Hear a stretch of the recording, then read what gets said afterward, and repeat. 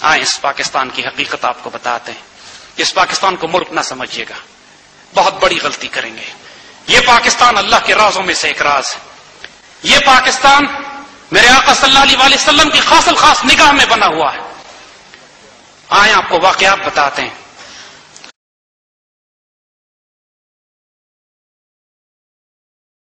مولانا اشرف علی تھانوی، انہوں نے اپنی بیوی کو نصیحت کی کہ مجھے اللہ کے ولیوں، فقیروں اور درویشوں نے بتا دیا ہے کہ پاکستان 1947 میں قائم ہو جائے گا.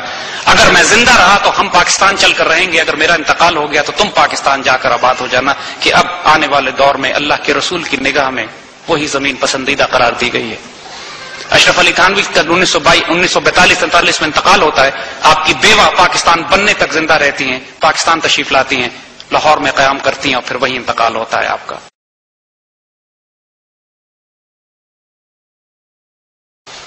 پیر جماعت علی شاہ، پیر مانکی شریف، بڑے بڑے اولیاء اور فقراء جن کو خود براہ راست حضور نے خواب میں آ کے بشارت دی اور حکم دیا کہ اس پاکستان کی تعمیر میں اس پاکستان کی مخالفت نہ کرنا، جو مخالفت کرے گا رون دیا جائے گا.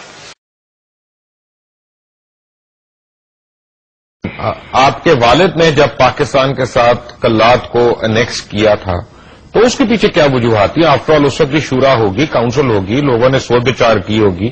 ٹھیک ہے، فیصلہ آپ کے والد نے سنایا، بٹ پیچھے تو بہت لوگ ہوں گے جنہوں نے وہ کیا ہوگا. Luqman sahab, it was my grandfather Mir Abad Khan نے.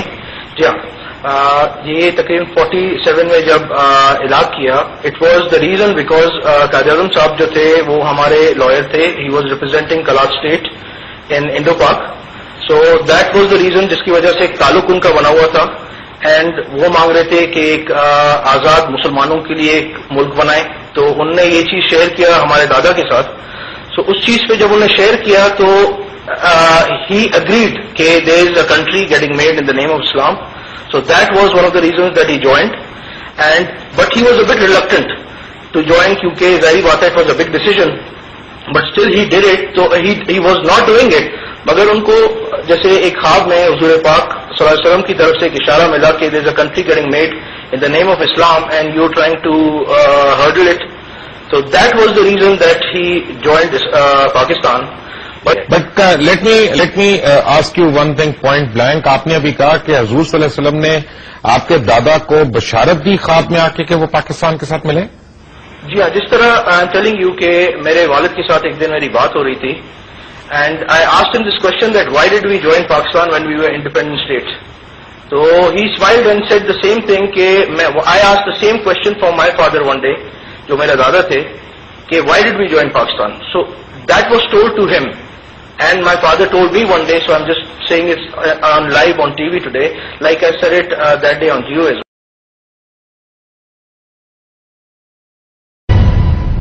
دیکھیے، یہ پاکستان اللہ کے رازوں میں سے ایک راز ہے. بالکل لوگ اس بات کو نہیں جانتے ہیں کہ اللہ تعالیٰ نے جب آخری دور کا یہ عروج کرنا ہے مسلمانوں کا، اس کا مرکز پاکستان ہے.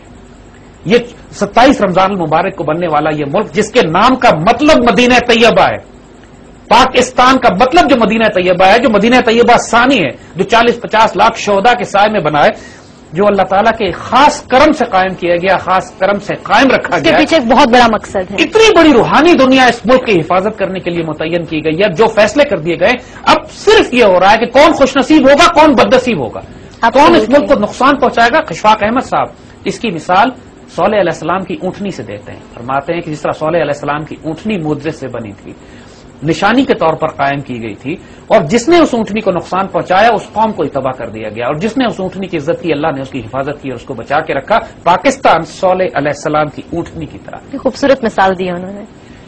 یہ ملک، یہ پاکستان، یہ حضرت صالح کی اونٹنی ہے. اس کا احترام اور اس کا ادب ہم پر واجب ہے. حکومت کا بالکل خیال نہ کریں، حکومت والوں کے نہ ادب کریں، ان کو نہ مانیں، جو کہنا چاہتے ہیں ان کے خلاف کہیں، مجھے کوئی لیکن اس ملک کے، اس سرزمین کے، اس دھرتی کے خلاف اگر آپ نے کوئی بات کی تو پکڑے جائیں گے اور بڑے عذاب کی صورت میں گزریں گے. الحمدللہ کہ ابھی تک کسی نے ملک کے خلاف کوئی بات نہیں کی. باریکیاں سی نکال کے کچھ سیاست میں سے الٹی پلٹی باتیں بیان کرتے چلے جاتے ہیں.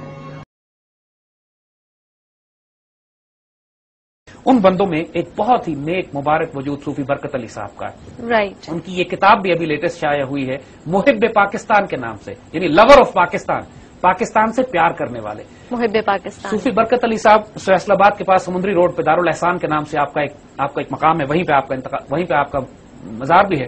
صحیح. اور جو فیض آپ کا کس دور میں آئے؟ ابھی 91 92 میں انتقال کیا، ابھی لیٹسٹ. Right right right. اور اتنا خوبصورت فیض ان کا پھیلا، اور ان کے بارے میں تو دشمن بھی کہتے ہیں، ان کے مخالفت کرنے والے بھی کہ اللہ کے ولی فقیر درویش. صوفی برکت علی صاحب کے ہم الفاظ آپ کو سناتے ہیں جو اس کتاب میں انہوں نے کوٹ کیے ہیں، اور ان کے تمام جو ان سے وابستہ افراد ہیں وہ جانتے ہیں اس بات کو. وہ یہ کہتے ہیں کہ یہ خود اپنی زبان سے انہوں نے بات کی ہے، دیوانے کا حوالہ دیا ہے لیکن ہیں ان کے الفاظ، کہتے ہیں کہ ایک دیوانہ کے جنگل میں دن کے چن رہا تھا اور کہہ رہا تھا کہ وہ دن دور نہیں ہے کہ جب پاکستان کی ہاں اور نہ میں دنیا کے فیصلے ہوں گے. اقوام متحدہ فیصلہ کرنے سے پہلے پاکستان سے پوچھے گی کہ ہم اس کام کو کریں یا ہم اس کام کو نہ کریں.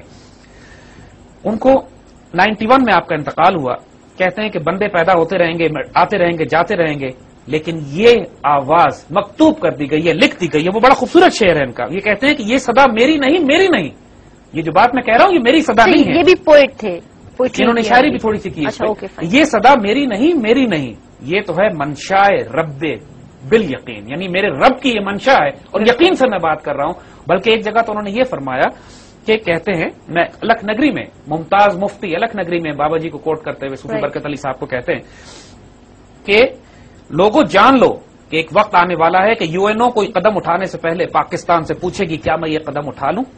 اس وقت ہم رخصت ہو چکے ہوں گے، لیکن اگر ایسا نہ ہوا آ کے میری قبر پر تھوکنا. یعنی اتنا بڑا چیلنج انہوں نے دیا کہ اگر ایسا نہ ہوا تو آ کے میری قبر پر تھوکنا. ممتاز مفتی اس پر لکھتے ہیں کہ میں بزرگ کے اتنے بڑے دعوے پر حیران و پریشان رہ گیا کہ یا اللہ یہ پاکستان کیا شے ہے، کیوں لوگ اس کی عظمت کی باتیں کریں. کہ ایک جنگل، ایک دیوانہ ایک جنگل میں تن کے چل رہا تھا اور کہہ رہا تھا کہ وہ دن دور نہیں کہ پاکستان کی ہاں اور نہ میں اقوام عام کے فیصلے ہوا کریں. ہے کہ نہیں؟ بندے بنتے رہیں گے، مٹتے رہیں گے. یہ قول جو ہم اللہ ہی کی طرف سے کہہ رہے ہیں، ہمارا کیا قول ہے؟ ہم اللہ ہی کی طرف سے کہہ. اب جو ہے یہ جو کچھ بھی ہو رہا ہے نا یہ عین فطرت کے مطابق ہے. لیکن ایک بات آپ نوٹ کر لیں، یہ ملک جو ہے یہ اللہ نے اور محمد نے اور علی نے بنایا. کیا جی؟ اللہ نے بنایا یہ ملک، اللہ نے، محمد نے اور علی نے بنایا. ٹھیک ہے. ان کی اس ملک کی سیکشن بڑے بڑے بڑے سے ہوئی ہے. اور جب تک یہ سورج چاند قائم ہے اور دنیا قائم ہے، پاکستان دنیا کے اندر بہت بڑا نام ہے اس کا، اور یہ پوری امہ کو اکٹھا کرے گا. اور یہ سارے یہ چھٹ رہا ہے کام، یہ وہ چھانٹی ہو رہی ہے. یہ جو ہے نا کیڑے مکوڑے اور اس قسم کی چیزیں چھانٹی ہو رہی ہے. اور جو کچھ آپ کے ساتھ ہو رہا ہے یہ درست بھی ہو رہا ہے. اس لیے جب بجلی کم ہوگی تو بھائی آپ کو پرانی دادی ماں یاد آئے گی جب آپ دیے جلاتے تھے، اور آپ کی آنکھیں خوبر ہوں گی اس ماحول کی جو وہ ماحول پرانا تھا ہمارا. چینی کم ہوگی تو شوگر بھی تو آپ کی کم ہوگی، بیماریاں کم ہوں گی، اخراجات کم ہوں گے. آٹا کم کھائیں گے تو پیٹ بھی تو ٹھیک رہیں گے. آپ کیا پتا ہے کہ فطرت کس طریقے سے انسانیت کا علاج کرتی ہے. یہ علاج ہو رہے ہیں آپ کے.